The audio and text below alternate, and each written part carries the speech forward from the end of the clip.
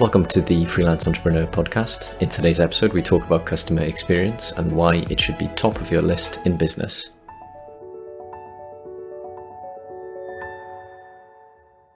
So in today's episode, I welcome Ilenia Vidili, founder of the Smarter Crew, a company that helps businesses create exceptional customer experiences to greatly increase their consumer loyalty, drive sales, and reshape their competitive advantage. Good afternoon, Ilenia. How are you doing? Good afternoon, Daniel. How's it going? Not too bad. And I know you're dialing in from Italy at the moment. How's it going out there? That's right. Thank you. Well, it's good. I'm actually in Sardinia, which is, of course, Italy. But I'm currently in my country home in Sardinia, spending my second phase of this lockdown. So enjoying this tranquility and this calm. Is it as sunny as it is here? It's lovely. It's been very beautiful over the last few weeks, actually. So I'm enjoying it even more. And are you allowed outside yet? Yes, we are. Yes, thank God. I'm very jealous.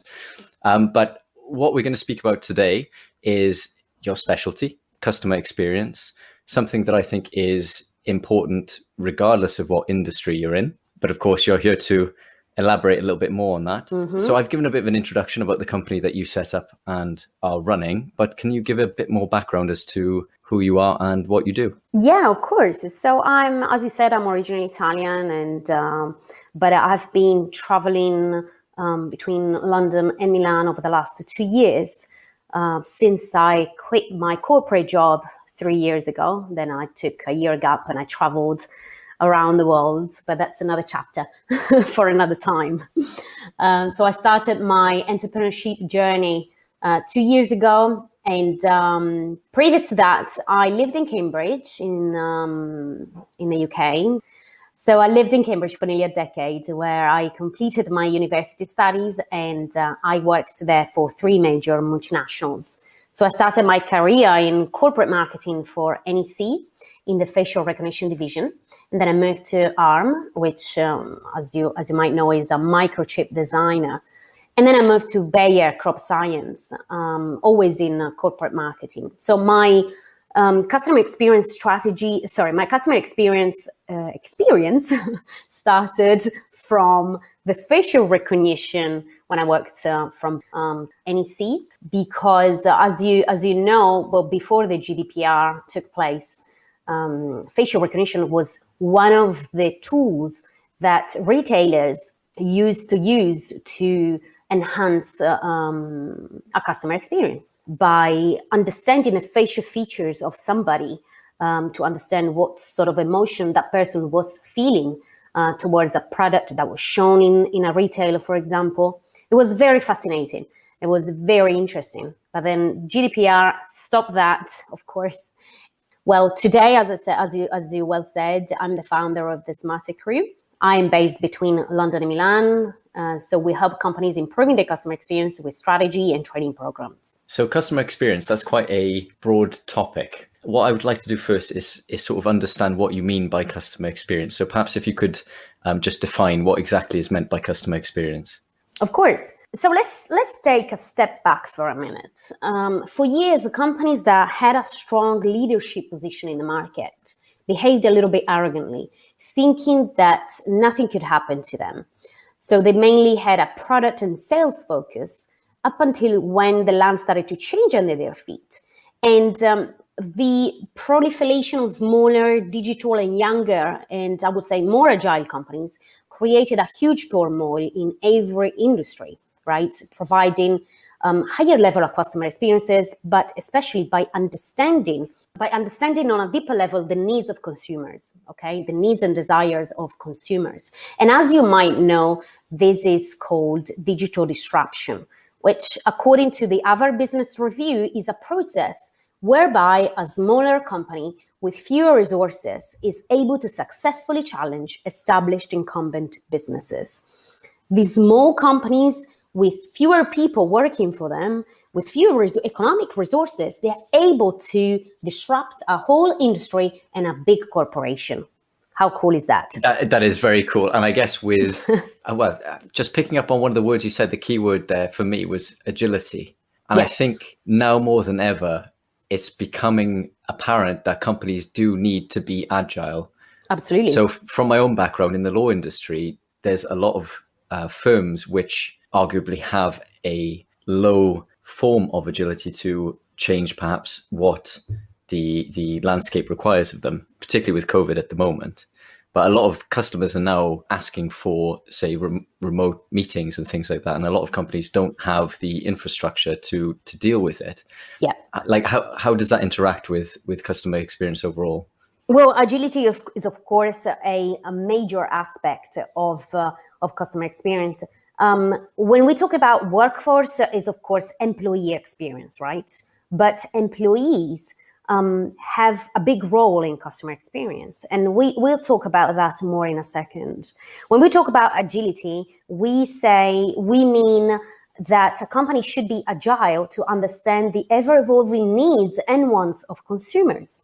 Okay, so that means what agile. So understanding what consumer wants and needs, but also understanding how the industry, how the market is moving. That is agility. But what does it mean when I talked about digital disruption? What does it mean in customer experience? Well, it means that the cost to disrupt is falling to zero. And this means that pretty much everybody has the opportunity to open a business and compete with a business. And because, today there are loads of products out there, and a lot of these products are extremely similar. Similar messages, similar qualities, similar prices. How companies are going to differentiate themselves? The only way they can differentiate themselves is with a level of customer experience, right? So that's why I always say to my clients, you need to make customer experience your competitive advantage, because competitive advantage is not more products or services anymore, but is experiences. Customer experiences typically, as you've said, were the considerations of the big companies that had money to throw at these sorts of topics.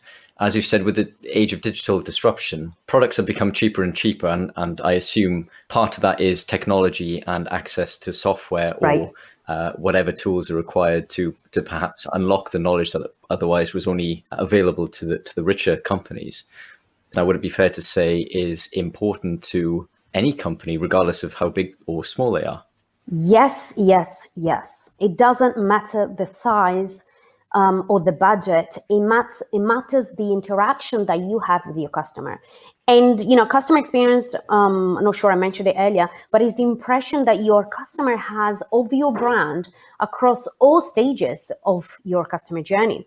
So, and not just because I work in the field, but customer experience is basically everything. So if you have a great website, but a horrible customer service, you can never have a great customer experience. You can never offer a great customer experience, right? So, and this is regardless of the budget, no matter of how big or how small your company is. If the customer is not at the center of the business strategy, you will lose. Because again, there are thousands of other competitors out there, and your customers, are quickly switching to another brand, to another company. So our expectations as consumers have increased so much, and as technology evolved. And this means that also companies have to evolve in their approach with their customers, because before, the power was in the hand of the companies, as we said earlier. But now that digital has expanded so much, that we live in a digitized world, that now the power is given back to the consumer. So put very simply then, customer experience is basically their experience with your company from the very beginning, before they contacted you, right through to the very end where you've given your services or they bought your product or whatever it may be. So that's a huge range of bases that people need to cover. Exactly. How do you start with a new client? Where do you even begin when looking at how to improve someone's customer experience?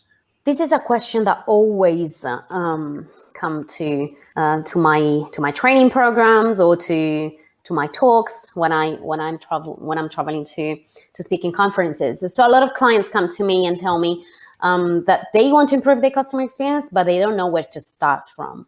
Okay. And I always say to my clients, well, let's start from delivering the basics of your customer expectations, because a lot of companies cannot even deliver that, Daniel, And for example, a few years ago, I think it was in 2017, I'm not sure yet, but a couple of years ago, United Airlines was overbooked as a result of a system issue, system glitch they had, and they literally dragged someone out of a plane. I'm not sure whether you remember that, but how bad was that? I do. It Yeah. was insane, right? They lost $1 billion in revenues because, of course, that action they did, it affected the brand in so many ways, but the reputation of the brand dropped forever, right? Because, of course, everybody, I can put myself in that person's shoes and think, I don't want to be treated like that. You shouldn't be treating customers like that, anyone anyway. So, of course, not all companies are to this extreme, but if I come to you for a specific need, I expect you to help me to fulfill that need, and we're not talking about wants here, we're talking about needs, so the basics, right? So let's start. I always say, start from the basic expectations and then scale up to exceeding those expectations. With my clients, I usually do a bit of transformation that goes beyond what is fixing a bunch of things in their customer journey, okay? So lots of companies are focused on getting the latest and brightest piece of technology that helps them with their processes and especially cutting the cost, okay? So they think that digital transformation is something that they have to adapt in order to make the operational processes smoother, but also cutting costs without thinking and without focusing more on the customer. Because what really brings revenue in a company is the customer. Do you agree with me? Well, it has to be, doesn't it? And I think, of course, I've seen quite a few companies myself that maybe have started to run before they could walk in terms of buying the shiny new software or hardware, whatever it may be, but actually they haven't addressed the fundamental, as you said, the fundamentals before then scaling up and incorporating those new shiny bits of equipment. Exactly. So to add on to this, I would say that it shouldn't be just about technology, but it should also be about humanity and culture as well. So humanity in terms of soft skills that a business should employ, such as empathy, integrity, and trust, and culture in terms of the customer at the center of the business strategy. So, and that should be across the whole organization, across the whole business, so that the employees that we were talking about earlier understand that the customer should be at the center of the business. It'd be quite difficult to talk about customer experiences and the essentials in each different industry, but are there any that are common to everything? I mean, one word you mentioned there was trust. To me, if I'm going to pay someone for a product or a service, then to me, to be able to trust that company to deliver what they are promising me is, if not number one, very close to the top. Yes. So are there any other elements such as trust that you think maybe are a blanket essential need? Really, yes, absolutely. Like, as I said earlier, like integrity, empathy, and trust. These are soft skills that every business, regardless of the size, regardless of the industry they work in, they have to employ, they have to adopt. In terms of course, integrity, this is, as you know, this is the principle by which a brand defines its mission and its reason for being alive. And that's a purpose, right? There are loads of companies that don't really have a purpose. Their main purpose is to make money. And that's okay, because, the end of the day, we need to make money.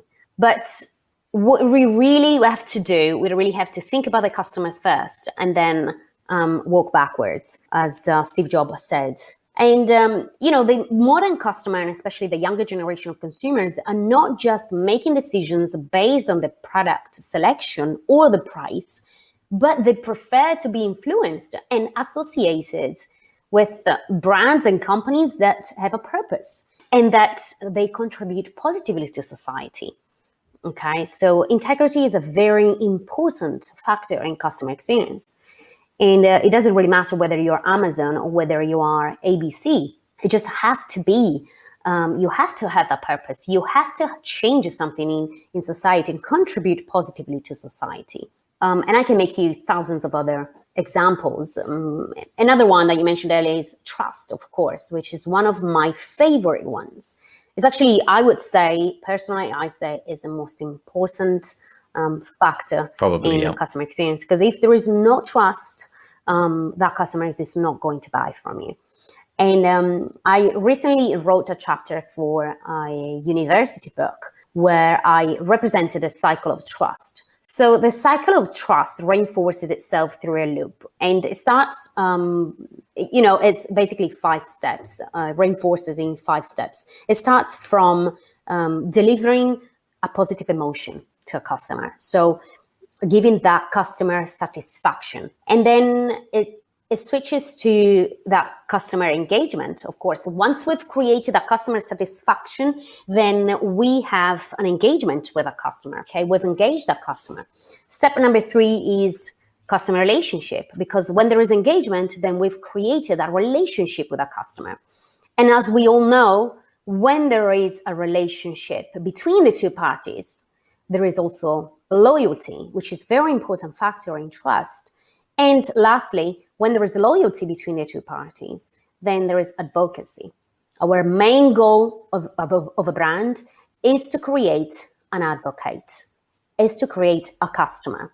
That's all. That's what I always say. So before you before you sell products, sell trust to your customers. So basically, building someone to advertise for you. If they have a good experience, then they'll advocate for you. Is that? Yes. So once you come to the stage of customer advocacy in the cycle of trust, then that person will advocate on your behalf. Okay. And, trust is aligned with the customer expectations that a company will fulfill in accordance with what is expected by the customer. And if you fulfill that need and that desire and that promise, then you create trust between two people, between two parties, of course. Is there anything that people can do to start to build that trust? Is there any exercises or anything that you might suggest, or pieces of knowledge that people could read more about? I'm just curious as to how people how people begin the process of learning more about building that trust element with their customer. Of course. So, trust is, of course, every interaction that a customer has with you, if it's a good interaction and a positive emotion, that injects trust between the customer and the brand. But I'll make you a very quick example. And I know that it might be a bit cliche because everyone talks about Amazon and everyone, but it can be anyone. Okay, let's say that you need to change a pair of shoes. You're not happy with your pair of shoes, so you call company ABC and you said, "Hey, I need to change this pair of shoes. How can I do that?" But what happens is that the call center is full, and a bot answers you and says, for example, "I can answer it right now. Nobody's available at the moment right now, but we'll call you later. We'll call you whenever someone is available." You hang up and say, "Okay, I'm going to wait." And they will call you whenever someone is available, and they will tell you how to change that pair of shoes, okay? Instead of going to the store directly, for example, or if it is an e-commerce. That interaction and the fact that the company has pursued the promise that he said, that builds trust. So you need to really fulfill the promises that you say to the customers. It's as simple as that. Does it make sense? Well, no, absolutely. I mean, if I'm told by a company that they're going to do something and then they do it, then, as you said, naturally the trust builds because you did as you promised me. Exactly. So it seems very simple, but actually a lot of companies that I've had dealings with get it wrong, and they don't do as they tell me they're going to do, and then that relationship starts to break down. Of course. And I guess the customer experience breaks down alongside it. Yeah, well, trust is not only seen in this example that I just made up, but you see everywhere. You see it in an e-commerce website, for example. You see it in the retailer. You see it in every interaction with a brand. And as I said earlier, it's one of the most important factors in customer experience. If you don't inject that trust, you lose as a brand. Seriously, yes. So it's very important. Yeah. So just taking a more broad approach then, customer experience as a whole, what sort of benefits have you seen enhancing a company's customer experience bring? Like what benefits does it bring to your clients in addressing these sort of issues and improving what they had there already? Well, one word, and then I'll explain more. Advocacy. So it's very important to ensure that a customer has a positive customer experience so that they build brand loyalty and affinity and evangelize your product or services and refer to their friends and leave you positive customer reviews and then go back to you and buy more. Okay. So that will help your business to retain revenue and earn new customers. And these, just to summarize this, customer acquisition is more expensive than customer retention. And that's why keeping our customers happy and satisfied, building that trusted relationship with them will keep them with us for a very long time. And eventually they will advocate on our behalf. So advocacy. It's almost perpetual in that if you have one happy customer who perhaps refers two friends onto you, then if they have a good experience, then they perhaps do the same. And then it just keeps building and building and building. And there's a snowball effect. So if you address if you ensure you have a good customer experience, then footfall and also revenue should follow close behind it. Very true, yes. But you mentioned a very nice word here, which is the snowball. The same snowball effect, it can be represented when a bad customer experience is shown to the customer, okay? Because our brain naturally shares more negative emotions than positive emotions with other people, okay?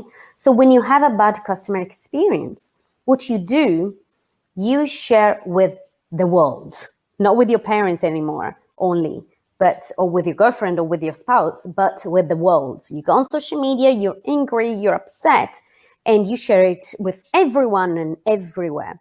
That doesn't happen in the same scale when you have a positive experience. So it's very important. That's why, I keep saying that it's very important to optimize the customer experience, because a bad one, it can have a detrimental effect on your brand reputation. I mean, that's very true. I had a bad experience quite recently with a company where I didn't particularly want to leave a bad reference, but it's the first time I've ever done it. But the experience was so bad that I felt it necessary to publicize the fact that these guys were doing what they were doing. And I'm sure if the experience had been good, Yes. the reverse would have been true. But totally. Do you have any examples that you can give us of customers that came to you with perhaps not the best focus on customer experience that you helped change and turn around, basically? Yeah, of course. So we recently helped, well, it hasn't been recent, of course. It has been a transformation process over the last 12 months. But we helped an e-commerce that provides pets accessories, which was experiencing poor sales performance and a high churn rate. And therefore, they wanted to improve their end-to-end customer experience. They wanted to increase their customer acquisition, and they wanted to reduce the customer churn and improve advocacy. So quite a lot, right?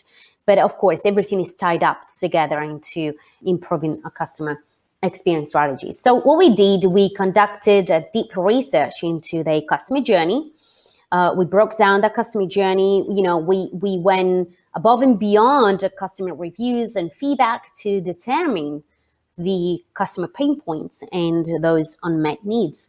And the most significant core that stood out from the business logic was that they needed to build trust as the pillar of their customer experience strategy. Again, that trust factor. So with this critical core in mind, we use a combination of 6 principles across the 4 dimensions as the central engine for building their new competitive advantage, because essentially this company needed a new competitive advantage. So what we did, we split the process into 4 stages. The first stage was to reinvigorate the business purpose with the principle of integrity. Then the second stage was to focus on identifying what was broken, with the principle of empathy. So we really needed to walk through the existing customer experience and fix those broken pieces. And the third stage was based on adjusting what was creating customer churn with the principle of data, frictionless processes, and deliver in the moment. So we had to fix those pieces that I was talking about earlier. In the website, the delivery wasn't good enough. Website in every way. Okay, the process was too long, got too many steps. The customers wanted, a quicker interaction with the website. It was too slow, was poor understandable. It wasn't really understandable, was poor interface. So what we did, we fixed all these things. Okay. And the last the last stage, which was the fourth, was based on regaining that trust and adopting a customer-first culture across the company. So not just within the digital department and within the e-commerce department, but within the whole organization. So injecting that customer experience strategy, that the customer should be at the center of the organization across the whole company with every employee. Okay. And basically that's what we did, which was a very interesting process, a very long process. It was very transformative, I would say. I was going to say it must have taken a while to change the culture of a company and to ingrain that sort of mentality amongst employees. I appreciate that the larger pool of employees there are, probably the longer the whole process will take. And what sort of results did the client see after you managed to at least begin that process? Was there greater feedback from the customer? Absolutely. Greater feedback with the customer, higher revenue. So they increased revenue, they decrease the customer churn, and of course they increase advocacy as well. So we've seen a very good return of this investment. And, I'm very proud of sharing this story because the customer also was very good in understanding, but also following our suggestions, because a lot of the times the companies are very ingrained in the way they used to do things, essentially the culture, the business culture, which is very difficult to change. But eventually, this wasn't a massive company anyway. It was a small retailer. So the CEO was very determined that things needed to change. And when the CEO and the CMO is determined and is understandable of the situation, that the customer experience is one of the most important factors, then we have a black canvas and we can definitely change things. But when the culture is stuck to that bureaucracy, policy and regulations, then there is a very little space on what we can do. So the other takeaway from this story is that no matter how long a business has been going, there is always still the opportunity to improve the customer experience if there's the motivation there to change and to address the issue. Absolutely, 100%. But again, it's a mindset. So it needs to start from higher up in the company. And, it's a change in the mindset, first of all. It doesn't really have to start within the marketing department, which many people think. No, but it has to be a process across the company, across the organization. So the Smarter Crew, you guys work with big companies and small companies. Do you also work with people who are considering starting up a company to try and help them before? Absolutely, yes. Startups as well. So, because the best thing you can do really is when you start up a company is understanding customer experience before. So instead of creating the problems, you understand what you have to do not to do that, not to create that problem, okay? So we work with startups as well, yes. And where can people find more about you? So they can find me in my, my LinkedIn profile. I post every day, lots of content, lots of free stuff. So either my website, thesmartercrew.com, and my LinkedIn profile. These are my two main channels. Now that we're connected on LinkedIn, I can attest to the fact that you post a lot of very good content very often. Oh, thank you. So, yep, check out Ilenia. I'll leave a link to the website below so you can find it very easily. Ilenia, any parting words before we switch off? Yes, just one thing that I'd like everyone to take away is obsess over your customers. That's the only thing that I'd like you to remember. Thank you, Ilenia, so much for your time today. I really appreciate it, and also illuminating the world of customer experience and highlighting why it's so important. Thank you so much, Daniel. So that's it for episode 8. Don't forget to subscribe and leave a review. In the next episode, I speak with a representative of Seed Legals about how to obtain funding for your company. So check it out, and I'll see you then.